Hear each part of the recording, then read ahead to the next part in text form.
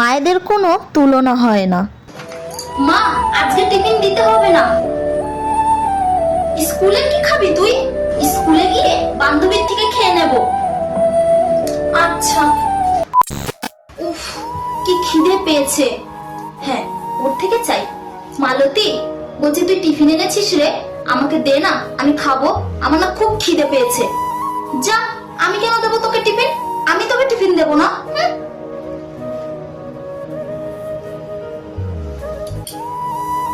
মা বলেছিল টিফিনটা নিয়ে যেতে, কিন্তু আমি আনিনি।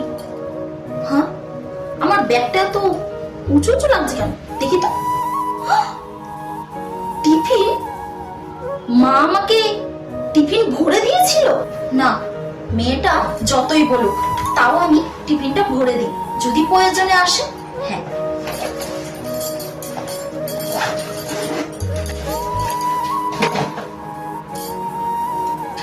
মায়েরা সব জানে, সব বোঝে, তাই তো এত আগলে রাখে।